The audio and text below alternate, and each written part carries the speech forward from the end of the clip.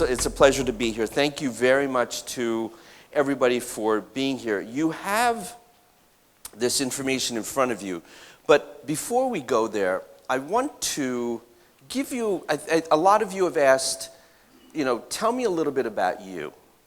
So let me tell you a little bit about me and how I got involved in this world. For me, I don't know if some of you may or may not know this, but I was born in Sri Lanka. Sri Lanka is a very small island off the southeast coast of India.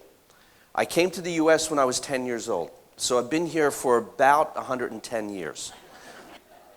It's been a while. When I was in Sri Lanka, my dad worked in the pharmaceutical industry. He worked for a company by the name of Phison's, which was a British pharmaceutical company.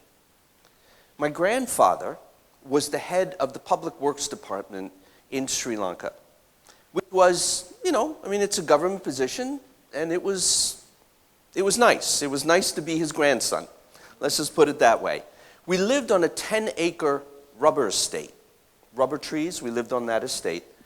My grandfather had built a house for my mother, a house for my aunt, a house for them, and we lived on a compound. But that was small. The rest of the land, about 5 acres, was given to his workers. It's a third world country. So he gave that land to the workers, and they put up their homes and whatever, and they all lived there. What was very interesting was that when my grandfather had something going on, he had a cold, he had a flu, he wasn't feeling well, he didn't go to the doctor.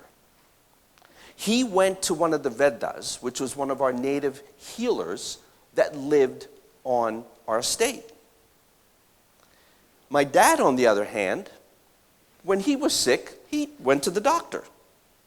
But here's what I never saw. I never saw them arguing, giving each other a hard time about what the other one was doing. And there were times that my dad went to one of the healers, and my grandfather went to the doctor. And I never saw this conflict between Eastern and Western medicine, if you will. And I always remember as a child, and being the oldest grandson, I don't know if you know, I'm sure a lot of you know what that means, right? Especially in our culture. I was with my grandfather everywhere. I went everywhere with my grandfather. So I got to see and experience a lot of healing, a lot of what he did, etc. At about the age of 9, I decided, you know what, I want to be a doctor. And my mother was thrilled, of course, right? Every mother is thrilled that their son's going to be a doctor. And God rest my mother's soul. But to me, I went to medical school, and I thought, I graduate, I come out, and I'm thinking, I want to integrate what, and I'll say Tata, which is my grandfather, and my dad did. I want to integrate those two experiences. And that's how I got to where I got to today. When I had an exam, my grandmother would make something called melung for me. It was basically some leaves. She would mix it with coconut oil, onion, ginger, and some brown rice, and that was my breakfast. When she knew I had an exam, that's what she made me. Probably about 30 years ago, I had finished medical school. I said to my dad, Dad, what was Amma giving me? What was my grandmother giving me? My dad looked at me and said, it was gotu kola.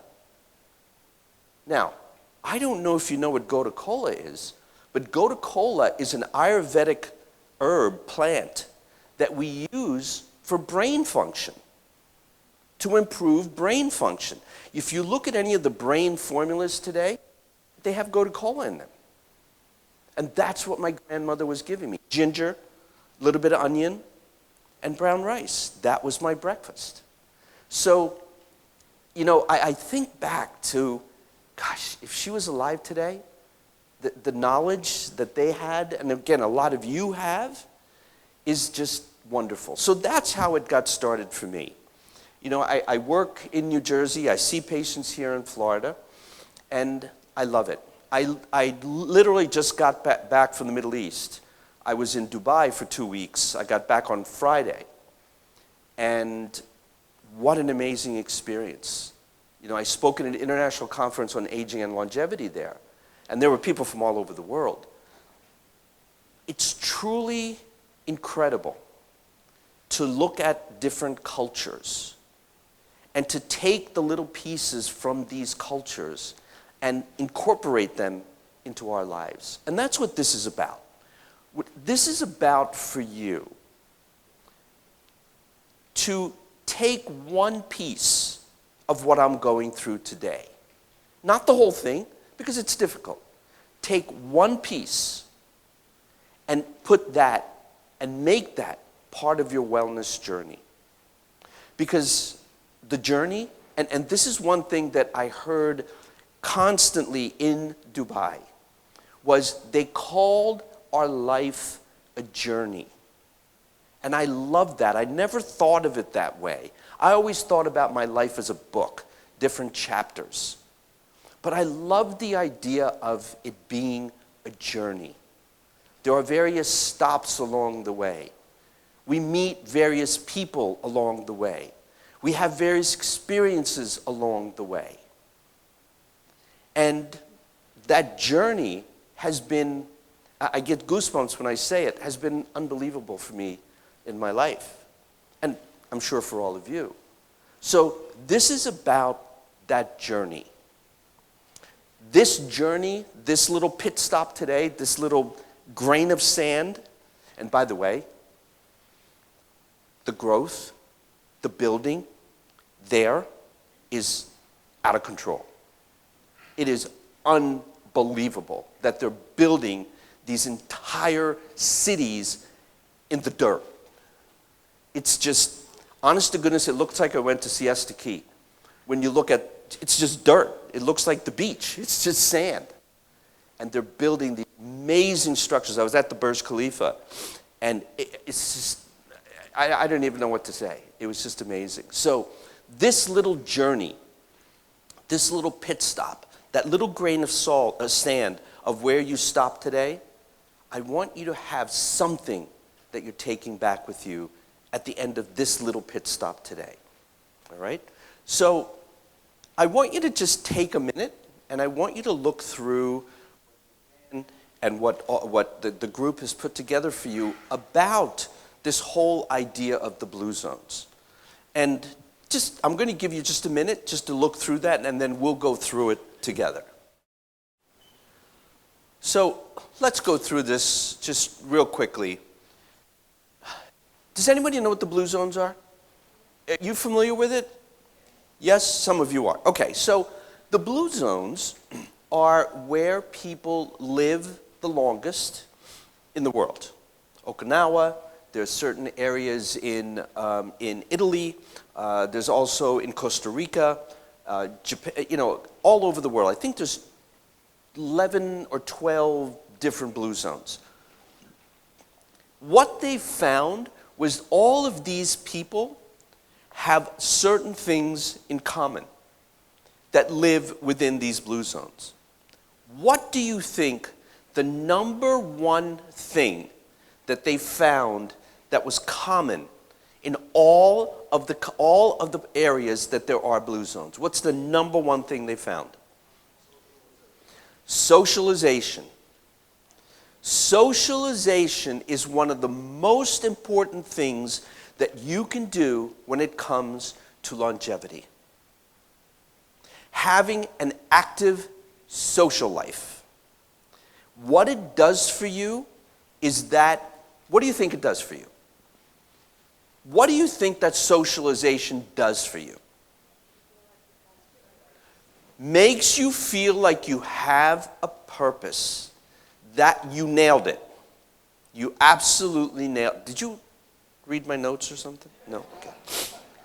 All joking aside, you nailed it. A lot of people say to me, you know, why do you keep doing what you're doing? A lot of the people, the guys and gals that I trained with in residency, they're all retiring. I was in the lounge the other day, and before I left for Dubai, and one of the doctors said to me, Derrick, when are you going to stop working? And I said, and do what? I can only play so much tennis and pickleball. I mean, come on. What am I going to do?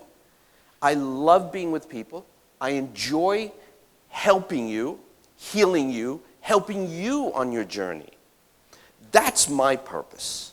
And that's going to be my purpose until I don't have a purpose anymore. So, yes, ma'am.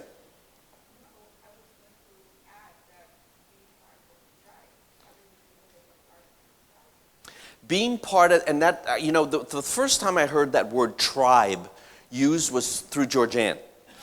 And she uses that word all the time. And I like that.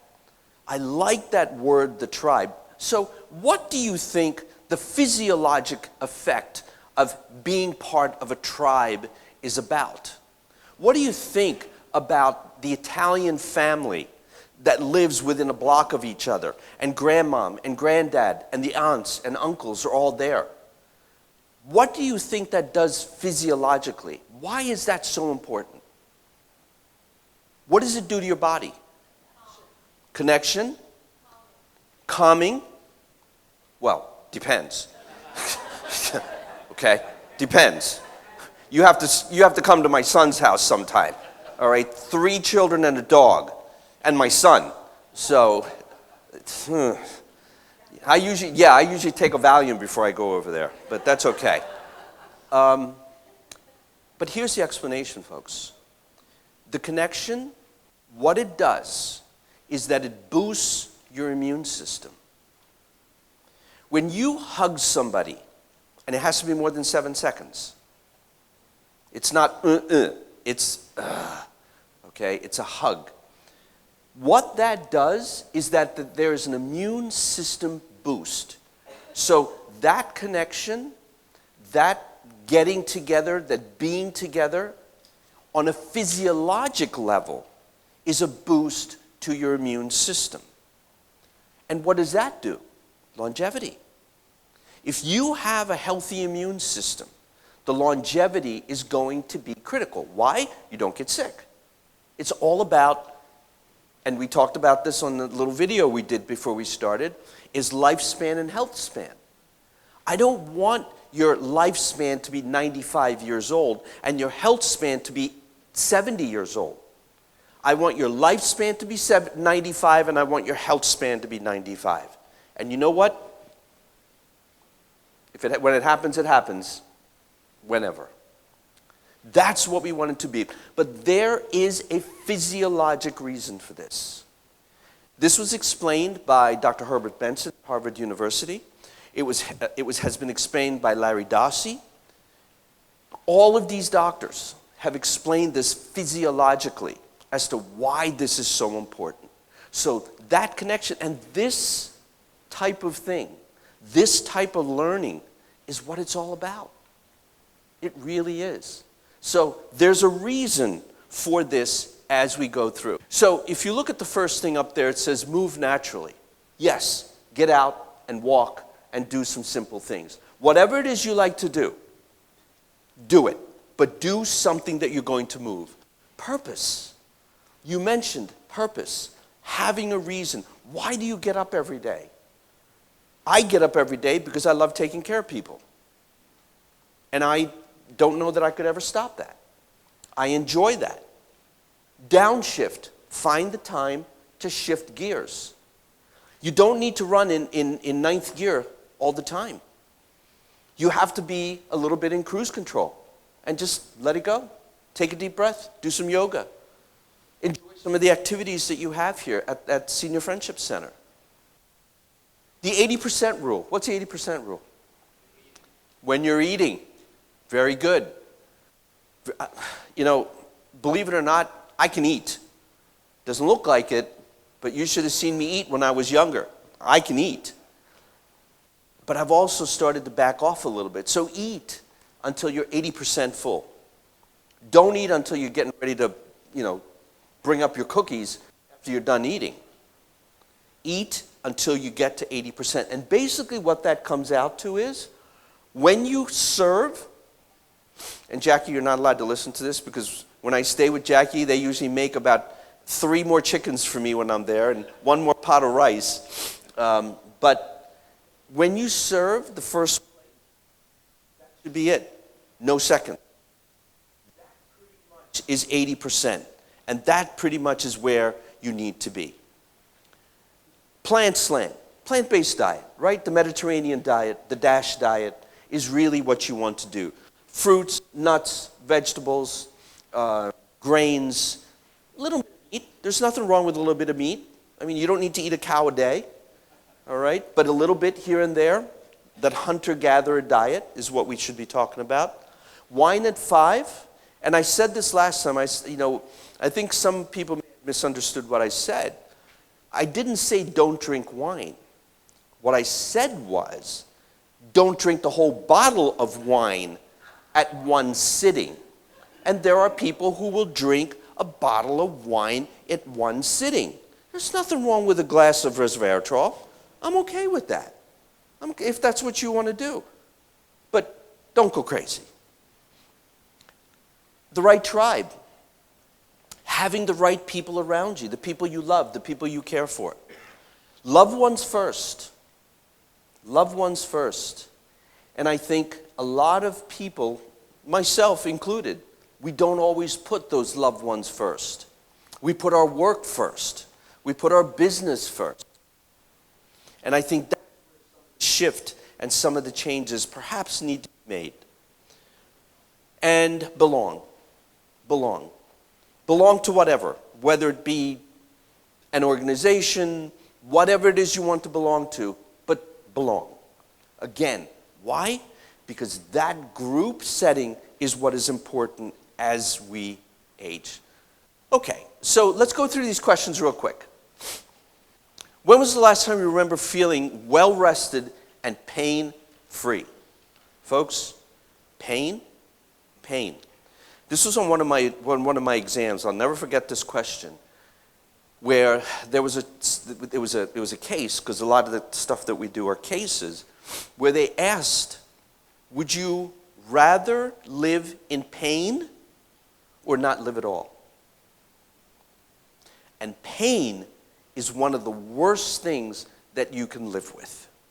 So whatever it is you need to do to get out of pain, and folks, I'm telling you today, there are a lot of new modalities when it comes to pain relief. Not only are there supplements, there are things like yoga, there are acupuncture, tai chi, a lot of these healing modalities. There are exosomes, stem cells, peptides. There are a lot of modalities that you can use to try and get out of pain. The other thing with pain is this. A lot of the pain, once it gets imprinted, meaning once it gets set in your brain and you live with it, it becomes part of your life.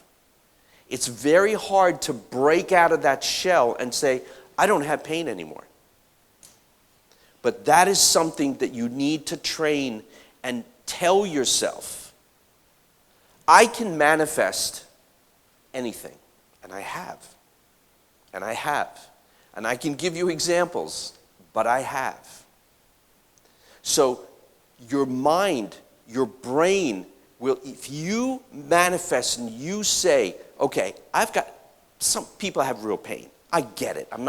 Please don't misunderstand what I'm saying. But you know what? Do something about it. Find the tribe. Find the other modality that can help you. All right? And look for it. Use the resources here. Use the resources at Senior Friendship Center. So, when was the last time? And you can give yourself a number there. Do you make sleep a priority? And do you have a set routine? Why is sleep so important? Recharge, refresh. I spoke. Yes, sir. It resets your brain. It's called imprinting. So One of my lectures that I did at this conference in Dubai was on sleep. Yes, your immune system, you refresh, everything you learn. For example, what you're listening to now, there will be something that will imprint, that will hit you, if you will.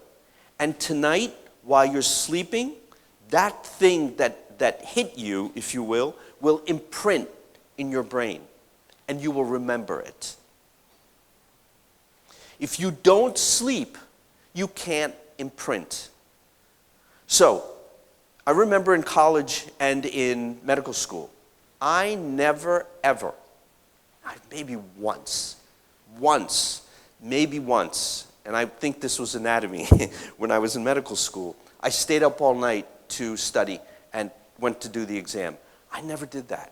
I slept. I always slept because I can't see how you can go take an exam if you didn't sleep. It just doesn't make any sense to me. So I slept and I planned, and and that's the way you learn. But at night, when you sleep, you imprint. But there's something more. Who knows what the lymphatic system is? What is the lymphatic system? Rest? It's a cleansing system, right? It's a cleansing system for your blood, for your body, if you will. There's a system in the brain called the glymphatic system. G-L-Y-M-P-A-T-H-I-C. The glymphatic system. The glymphatic system is your brain cleansing system. When you sleep, the glymphatic system becomes activated. When you're awake, the glymphatic system is not activated. So when you sleep, what do you clean out? You clean out beta amyloid, you clean out tau protein, you clean out toxins, you clean out all the junk that is in your nervous system and in your brain. It gets activated by over 60% when you sleep. And deep sleep, not just, taking a cat nap, deep sleep. So if you don't sleep, the chances of you having early cognitive decline dramatically increases because you're not cleansing your system. And that's through what is called the glymphatic system. I'm going to tell you one thing that I want all of you to remember. When you wake up at night, perhaps you wake up at night to use the bathroom, do not pick up your phone. Do not pick up your phone to see what time it is. Why? Because that blue light immediately resets your melatonin and resets all of the neurotransmitters in your brain to say, wake up. That blue light, a wake-up light. Don't do that. Don't do that. If you have a little clock or if you have something else, look at the clock. Don't look at your phone. Okay? Very important. Do you have a set routine before you go to sleep? What do you do? Again, one of the things that you should not do, and in fact my wife does this every night, drives me nuts. But why should she listen to me, right? She reads on a Kindle. And she'll lay in bed and she'll read, and the room is, and I can't sleep unless it's like dark, dark, dark. It's pitch, and the whole room is lit up just by her reading on the Kindle. That light immediately activates and deactivates your melatonin. So don't do that. Get a book. Read a book. I mean, we've got 1,000 books in our house. So, because she loves to read, and I've told her, you've got to stop that. You've got to stop that. So, again, another part of your sleep routine. The other thing is, don't drink a whole bottle of water or a whole glass of water before you go to bed. You're going to get up and have to use the restroom. If you have a problem with waking up at night, stop drinking water about 2 hours before bed. All right? So these little things that you can do to improve your longevity. 6 to 8 hours, that's really what you need. That's really what you need. And I have people who say, well, I only need 4 hours. No, you don't need 4 hours. You need more. Because you don't have, your system, your glymphatic system cannot clear. You need more time. Do you make a conscious effort to improve your sleep hygiene daily? What do you do? Perhaps tonight's the night that you do that. Perhaps tonight's the night that you put the Kindle down and you actually pick up a book or a magazine or whatever it is. You know, my thing used to be, I'd be reading a book, and I love to read Scientific American, thanks to Miss Jackie, that's my present, I love to read books like that. Don't ever read something too heavy because it'll hit you in the face and break your nose. You know, magazines are safe, so be careful what you're holding and reading when you're reading. But, be conscious. That's all I'm asking you to do. Be conscious of this whole idea of sleep. Do you consume food, caffeine, or alcohol after 5? I do. I'm going to eat at 9 o'clock tonight because it's just the way it's going to be. But I try to make a conscious effort not to eat at 9 o'clock every night. I try to finish eating by 7. 5 o'clock is ideal. That's ideal. But I think we also have to be very realistic. And again, you're not going to have a cup of coffee before bed, right? There are people who do that. There are people who do that, which I also don't understand, but that's okay. What's intermittent fasting? You go so many hours without eating. You fast. I used to fast for about 16, 18 hours. But I stopped because I was losing too much weight. So I'm back to my regular eating schedule, which is a lot, So but intermittent fasting for people who want to lose weight is phenomenal. Let's say you stop, you're basically fasting for 16 or so hours. What I used to do is I would eat between noon and 8 p.m. That's what I would eat. Those would be my 3 meals. Why is that good for you? Why is intermittent fasting good for you? There's 4 or 5 or 10 different reasons. Number 1 is to lose weight. Intermittent fasting is wonderful to lose weight. What else? Your digestion, exactly. Very good. ¿Qué más? What else? Oh, come on, What else is intermittent fasting good for? If you stop snacking, right? So you cut down the calories. But physiologically, what happens is this. When you wake up in the morning, your body says, I need energy. And where does the body get energy from? Your breakfast, right? That's your energy source. But if you want to lose weight, or if you need to lose weight, when you get up in the morning and you don't eat, where does your body get the energy from? Stored fat, typically in the belly, stored fat. So it breaks down that fat and it uses that as the energy source. But there's also something else that's very, very important when it comes to longevity, and that's something called autophagy. What's autophagy? Autophagy is cellular cleaning or cleansing.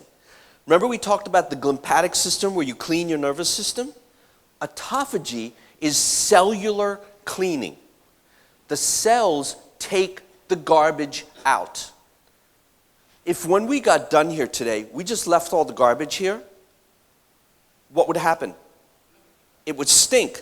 And over a period of time, it would putrefy and it would become a problem. Folks, the body does the same thing.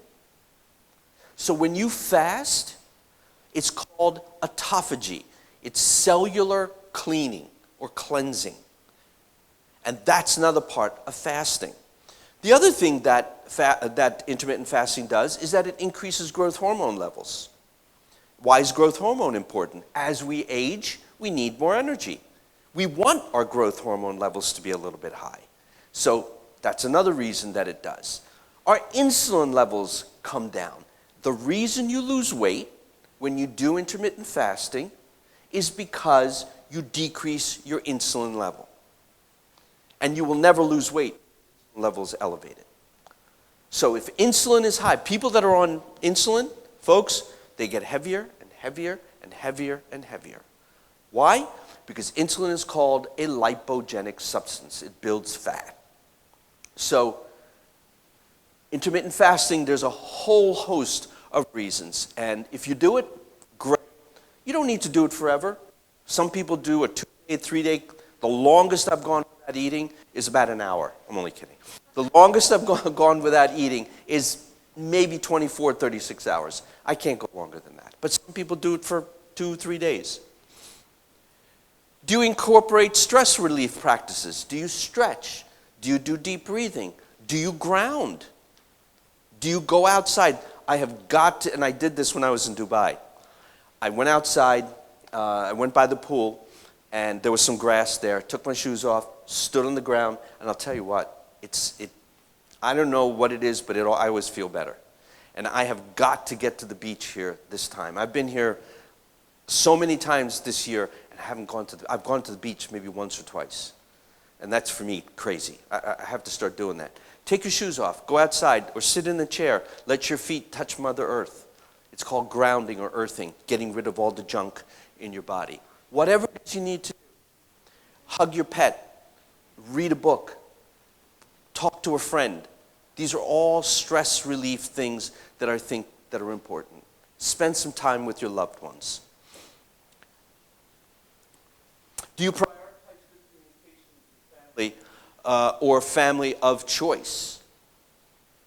Good communication. You know, it's tough when you're bickering with somebody. I mean, my son works with me. My son runs one of our companies. And, you know, he knows more than I do. So it's always difficult when we butt heads. I tell him, you should be doing it this. Think about it this way. No, Dad, we're going to do it this way. I said, fine. It's your company. You want to lose some money? Go right ahead. But again, it becomes difficult. But communication is important. You know, communication, I think, is extremely important. What about music and dance? We need to have like a dance here, you know? It's like a real dance. Turn some music on. But seriously, why is this important? Why is music important? Makes you happy, right? Takes you back to the old days. There's one song, every time you hear it, you know where you were. You know who you were kissing, right? You know who you were in the car with. There's that song. And I'll never forget, for me, I'm not going to tell you it was who I was kissing, but I'll leave that story out. But I'll never forget the first time I heard a Julio Iglesias song. I was on my motorcycle. I was in medical school. This is, folks, this is not riding a motorcycle today. This is 100 years ago riding a motorcycle. This was very different, very different. I was riding through one of the areas, and I heard a Julio Iglesias song. I stopped my bike. I got off my bike, and I went to one of the people there, and I said, who is that? Who's singing? And there was a lady, she said, that's Julio Iglesias. I said, I don't know who that is. He said, you don't know who Julio Iglesias is? This was in a Spanish country. I said, no. From that day, I love listening to Julio Iglesias music. I love it. Me gusta mucho. Eso es increíble. I just love the music. And my mother-in-law also loved Julio Iglesias. So whenever we would go over, when my wife and we had just gotten married, she would put Julio Iglesias on, and everybody would say, turn that off. Why are we listening to somebody that we don't even know what they're saying? So, but the music is beautiful. I mean, his music is just gorgeous. But anyway, we all have those songs. We have that stuff that we enjoy. Put that music on. Listen to the music. I mean, a lot of times when I'm at Jackie's and Angus's house, you know, I have to help with the dishes, right? I mean, I got to earn my keep. I can't make her do all the dishes. So, but I help, and Jackie will put some music on. And, you know, it's usually stuff from the 70s, and that's what we love to do. So incorporate that into your life. And do you feel purpose? If you don't feel purpose, before you leave today, find a purpose. Find a purpose. And it could be anything. It could be picking up something in the street and just making the environment look even better. It could be making a phone call. Be purposeful and have a purpose. I think that's important. I really do. Do you journal? Do you journal? I don't. I used to. When I ran cross country, when I ran track in high school and college and played tennis, I wrote every day what I did, how much I ran, what activities I did. And that was really cool to go back. My mother actually kept that. I said, I can't believe I did that. But journaling, you know, what are the things that you're thankful for? We have a lot to be thankful for, folks. For those of you that have traveled outside the country, you know how much we have to be thankful for. You really do. It's incredible. It's incredible. I'm going to the Dominican Republic next week with my wife. I'm speaking at a conference there. She picks and chooses where she wants to go. You know, it doesn't go everywhere. But I'm really excited to go and just chill. Just take it easy for a couple of days. Really looking forward to that. And journaling, I always pray. I pray at least twice a day. When I wake up in the morning and when I go to sleep at night. I think a lot of you may or may not know I was trained by the Franciscans. So for me, the Franciscan peace prayer is important. But again, prayers and thanks and all of that is important. So do something like journaling. I know Georgianne really likes journaling. And it's just writing 3 things down. 1 thing down. Doesn't matter. Just do something. And it also de-stresses you, right? It just slows you down a little bit. Do you do a good deed a day? So when I was in Dubai, one of the gentlemen that I was with, this wonderful man, guy was 6'4", 6'5", 230, 240. The guy was huge. And the nice thing about that is we always rode around in nice big cars because he only fit in very big Suburbans and big cars. And for me, I'm happy to sit in the back seat and have all my leg room. I sleep back there. So we were at a meeting, and I mentioned 1 good deed a day because it boosts your immune system by 40% every time you do a good deed. I didn't open my car door when I was with him the entire time because he kept saying, Doc, I'm going to open the door. I got to open the door for you because it's good for my immune system. And he just kept doing that. And it was a race between the driver and him opening the door. It was amazing. It was amazing. But you know what? 1 good deed a day. It's good for you. It's great for your immune system, and that's what you need to do. And I think that might be it. Yes, so I've got an interesting, boy, you keep up on all my stuff here, don't you? It's amazing. I'm 1 week behind because I was away. So my son said, Dad, you better get it together. And I did 2 more episodes. The last one that I did was on the idea of the science of sleep. So that's going to be the next podcast release. And then the one after that is going to be on physical, what you look like, and how looking at you, I can tell you various nutrient deficiencies and various problems just by a physical exam, not even touching you by looking at you. So I went through that on another podcast. So we've got a whole list of them. And they're, all over the Apple Podcasts, and I don't know, whatever. My son posts them. So that's that, and I just want to say thank you. But I want you to do one thing. I want you to have 1 takeaway. I want something tonight to imprint that is going to change your life on what I talked about today, and have 1 takeaway with you today. Okay? And I just want to say thank you. Many blessings to all of you, and it's a pleasure to be here. God bless. Thank you.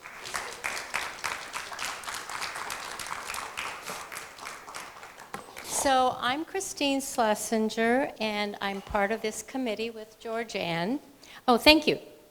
We want you on camera. Oh, hello. So I'm Christine Schlesinger. I'm part of this committee that puts together these wonderful programs with Dr. DeSilva.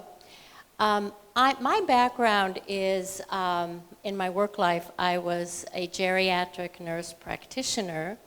I was a nurse for 43 years. So this is fascinating to me because it really aligns with my belief system about my nursing practice and taking care of people. So I have a question for you. You said something that I need more clarity on. So growth hormone, you mentioned how to increase growth hormone, how important it is. And I know that growth hormone is really important for good sleep, right? So remind me, how do we increase growth hormone? One of the best ways to increase growth hormones is intermittent fasting. Intermittent fasting will increase growth hormone. Exercise will increase growth hormone. Exercise is wonderful. Altitude, living in high altitudes will increase growth hormone. Cold plunges, will it do that? I'm not going to do cold plunges. It is not for me. I am sorry, I was born 7 degrees above the equator. I am not getting in ice water, okay? It's not happening. But intermittent fasting and exercise. So I find intermittent fasting really challenging. That business, in my like socially, I like to meet with people for lunch and to have dinner with my partner, and I can't not have breakfast. Well, but I start feeling sick. No. Here's the other. It doesn't need to be from noon to 8. It could be any time during the day. So you could say, I am going to stop eating at 1 o'clock or 2 o'clock, but then dinner comes in. The reason intermittent fasting is easier to be done at night is because you're sleeping, right? You're sleeping for 8 hours. So that 8 hours, you don't have to eat. You don't need to do 16 hours. You could do 12 hours. So if you go to bed at 9 o'clock and you wake up at 9 o'clock in the morning, that's 12 hours. The benefits really start to kick in at around 14, 16, 18 hours. But 12 is fine. Even that is better than nothing. And it's not for everybody. Really, it's not for everybody. But I've seen it work. Oh, I mean, yeah, I've it does. Yeah. It does. So I have another question, and then maybe some of you have questions. I have one more. Sure. And how do you learn to meditate? Because you mentioned meditation, yoga, some kind of de-stressing activities. Meditation, for me, is now, again, I've seen Buddhist monks meditate. My grandmother, she would say the rosary every day at 6 o'clock. It was the Angelus, right? My grandmother's house had a little chapel, so my grandmother would go in there and she would say her prayers, 6 o'clock. And I get goosebumps when I even talk about this. I remember as a child, as a very young child, my grandmother would be in the chapel, in our house, praying. She'd be saying the rosary, and she would be in there by herself. Honest to goodness, whenever I walked in there, I saw this thing around her. It was almost like a light, and I'm not making this up. Please, it sounds crazy. All I knew was that when I walked into that space, I felt good. And I would stay, I'm 7, 8 years old, right? And I stayed there, and I would hear Amma saying her prayers, and I couldn't stay the whole time because I'm 7 years old. And as soon as I left, I felt different. So how do you meditate? I think meditation is not sitting there and going into this deep state of whatever. I think meditation is walking around, being with nature. I think for me, it's working with my plants. I think it's whatever it is that de-stresses you, that calms you. There are real people who meditate, right? Who get into, I just have never gotten there. For me, it's more of a activity, but meditation, the science of meditation is phenomenal. How do I do it? I think it needs to be taught. I think it needs to be learned. Does anybody else have questions? Gloria? On the sleep hygiene, what about music at night? Sound? Absolutely, I think it's a great idea. I think it's a great idea. You know, one of my grandsons likes to sleep with this whoosh, like a womb type thing. You know, it's if that's what he likes and that's how he sleeps, I think it's very calming. I love it. I love it. Carol? Well, let me get you the mic. Thank you. Dr. DeSilva, what do you think about the need as we age for more protein and adding protein powder? You know what? I think that has got to be, did we talk about that? I think that has got to be the hottest topic today. Really. I think that that is critical. It is absolutely critical. Here's why. When we age, and especially if you've got heart disease, lung disease, any kind of chronic disorder, like COPD, heart disease, emphysema, things like that, your body needs a tremendous amount of energy in order to just function. Where does the body get the energy from? From your meal, from what you eat. And people, as they get older, don't eat enough. They cut down on their meals, they cut down on their food, which is fine. But what you need to increase your protein.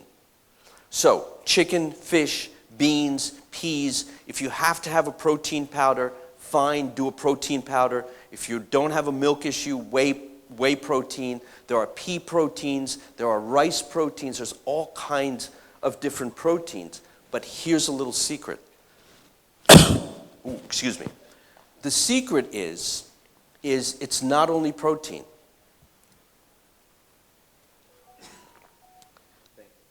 The secret is amino acids. If you have excuse me, the right amino acids in your system, the amino acids will make the protein.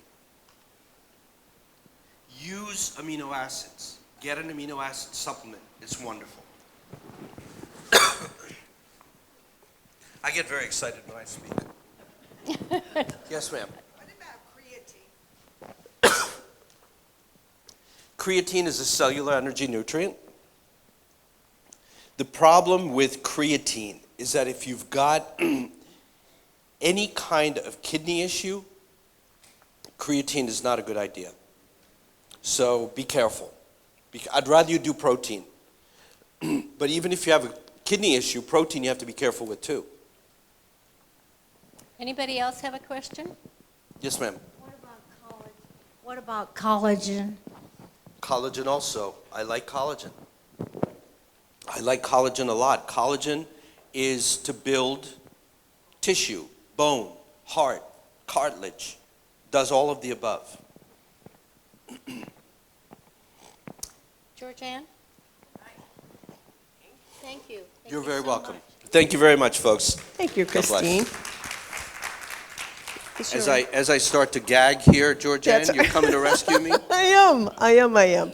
The clicker, can we see the next slide? There we go. So we have one more in this series. This is number 2 of the 3, and the last one for this calendar year is November 4. We will, again, continue our discussion about the blue zones, but the focus, if there is a focus, we will drill down a little bit more on nutrition and supplementation. And so if you would, give us a jingle if you need help registering, or the registration is on our website. And one more slide. There we go. We do all kinds of things at Senior Friendship Center. There are calendars up at the front table as well as on the refreshments. Please do grab one. We would love to have you join us for our Tai Chi or art class or a dance class or meditation. So please do check that out, and we would love to have you join us. If you have any questions for our team, please stop by, and we'd love to talk to more about that. So thank you for attending, and we look forward to seeing you on the 4th. So Dr. DeSilva mentioned dancing. Do you know that we have a band here every day between 1 and 3? And that floor out there is a dance floor. Please come. It is really great. It really is.